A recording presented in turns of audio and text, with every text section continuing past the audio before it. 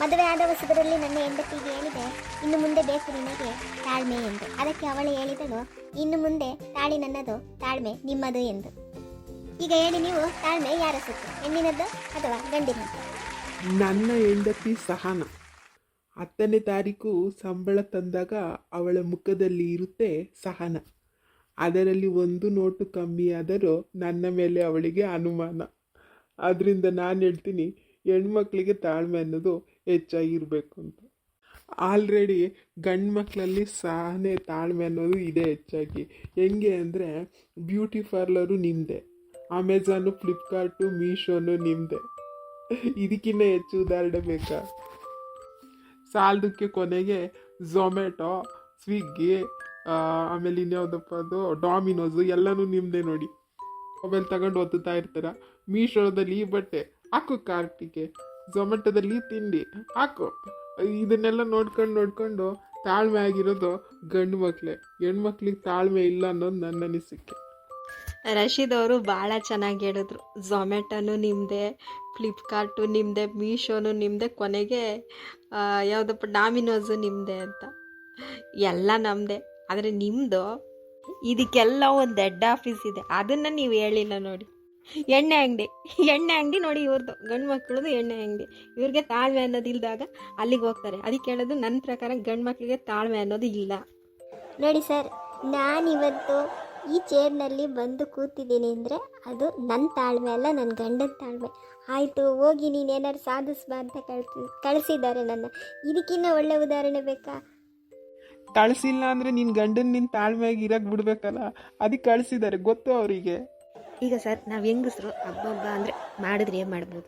ಒಂದು ಮೀಶೋದಲ್ಲಿ ಒಂದು ಬಟ್ಟೆನೋ, ಇವ್ರು ಹೇಳ್ದಂಗೆ ಝೊಮ್ಯಾಟೊದಲ್ಲಿ ಒಂದು ತಿಂಡಿನೋ ಆರ್ಡ್ರ್ ಮಾಡ್ಕೊಂಡು ತಿನ್ಬೋದು ಅಷ್ಟೇ, ಇಷ್ಟೇ. ಆದರೆ ಇವರು ಈ ಥರದ್ದು ಮಾಡಲ್ವಲ್ಲ, ಹೋಯ್ತಾರೆ ಇರೋ ಬರೋ ದುಡ್ಡೆಲ್ಲ ಬಾರ್ಗೆ ಹಾಕ್ತಾರೆ. ಇವ್ರಿಗೆ ಖುಷಿಯಾದ್ರೂ ಪಾರ್ಟಿ ಮಾಡಬೇಕು, ಬೇಜಾರಾದಾಗಲೂ ಪಾರ್ಟಿ ಮಾಡಬೇಕು. ನಮ್ಗಂಗಲ್ಲ, ಇವ್ರೇನಾದ್ರು ಬೈದ್ರಾ ಮನೇಲೇ ಕೂತ್ಕೊಂಡು ಹಾಳಬೇಕು ಅಷ್ಟೇ. ಈಗ ತಾಳ್ಮೆ ಆಗಿರೋದ್ರಿಂದ ತಾನೇ ನಾವು ಇಷ್ಟೆಲ್ಲ ಸಹಿಸ್ಕೊಂಡಿರೋದು. ಯಾವುದು ಹುಡುಕಿದ್ರೂ ಮೂಲ ಹುಡುಕ್ಬೇಕಂತೆ. ಈಗ ಹೇಳಿದ್ರು ಅವರು ಕರೆಕ್ಟು, ಗಂಡಸರು ನೀವು ಹೋಗಿ ಕುಡಿತೀರಾ ಅಂತ. ಇದಕ್ಕೆ ಮುಖ್ಯ ಕಾರಣ ಯಾರು? ನೀವೇ ಹೆಂಗಸರು. ಸರ್, ಈಗ ನೀವು ಹೇಳಿ, ಈ ಬೋಳ್ತಲೆ ಇರೋದು ಗಂಡಸರಿಗೆ ಜಾಸ್ತಿನೇ ಹೆಂಗಸರಿಗೆ ಜಾಸ್ತಿನೇ? ನನಗೆ ತಿಳಿದ ಮಟ್ಟಿಗೆ ಗಂಡಸರಿಗೇನೆ ಜಾಸ್ತಿ. ಯಾಕಂದರೆ ಗಂಡಸರು ತಾಳ್ಮೆನ ಒಳಗೆ ಅದ್ಮಿಟ್ಕೊಂಡಿರ್ತಾರೆ.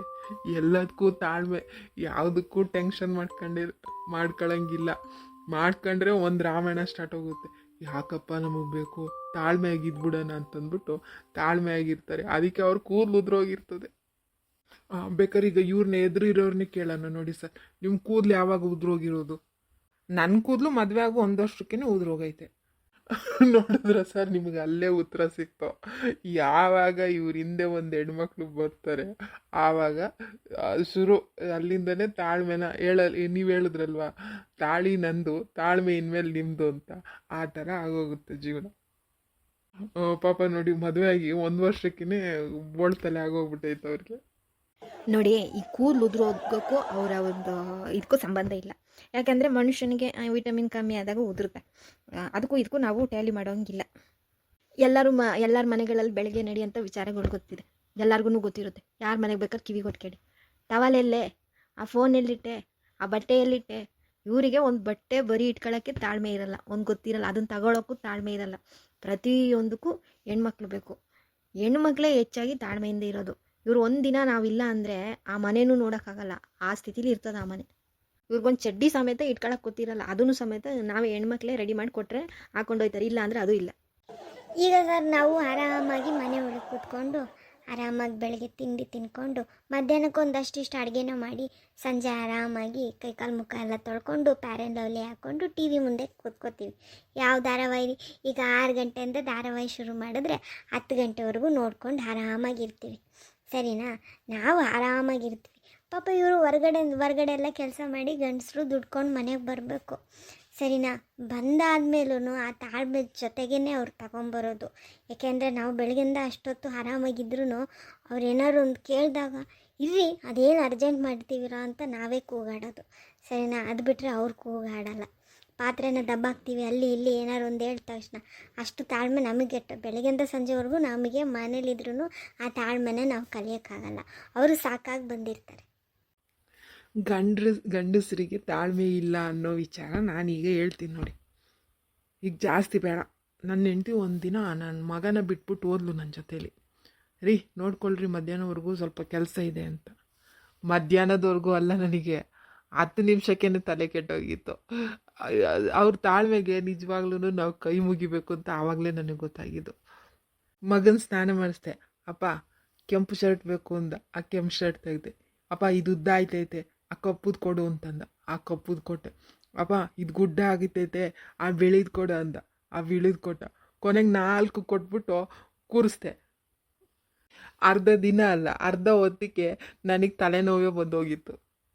ಅದರಿಂದ ಹೆಣ್ಮಕ್ಳಿಗೆ ತಾಳ್ಮೆ ಜಾಸ್ತಿ ಅಂತ ನಾನು ಅಂತೀನಿ.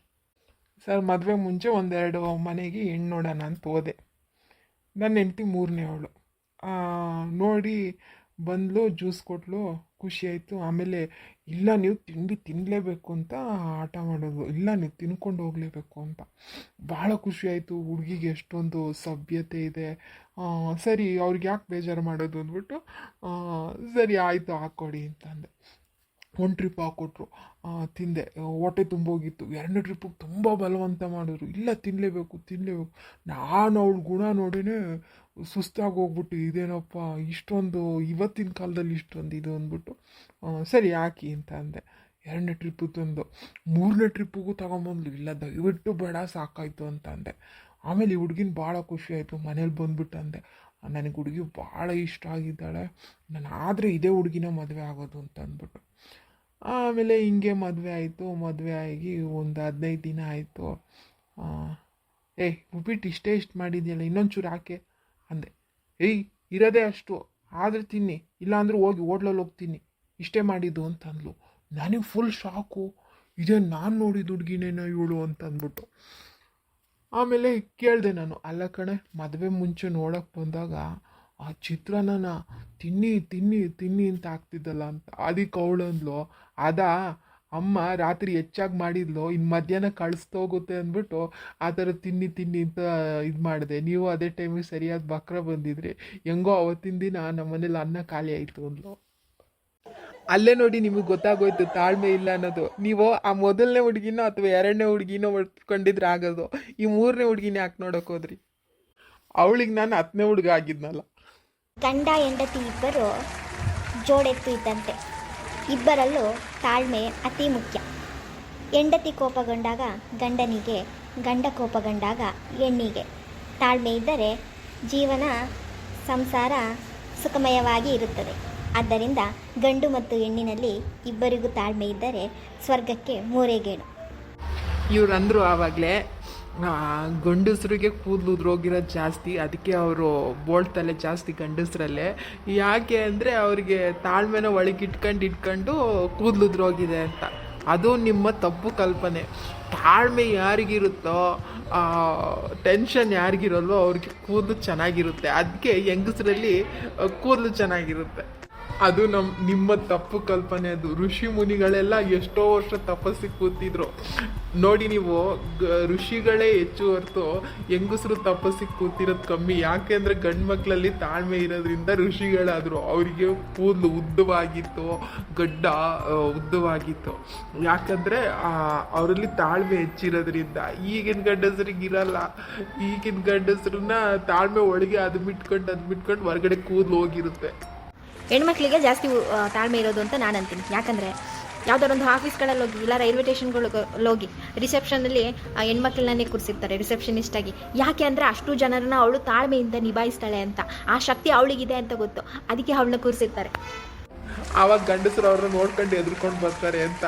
ಯಾಕಂದರೆ ಯಪ್ಪ ಹೆಣ್ಮಗಳು ಕೂತವಳು ಯಾಕಪ್ಪ ಬೇಕು, ಇವಳು ಬಾಯಿ ಕೈ ಹಾಕಿ ಇವಳೊಂದು ಮಾತಾಡಿ ನಾವೊಂದಾಗೋದು ಅಂದ್ಬಿಟ್ಟು ಭಯ ಪಟ್ಕೊಂಡು ಅಲ್ಲಿಂದ ಬರ್ತಾರೆ. ತಾಳ್ಮೆಯಿಂದ ಅವ್ರ ಮಾತನ್ನ ಕೇಳ್ಕೊಂಡು ಬರ್ತಾರೆ.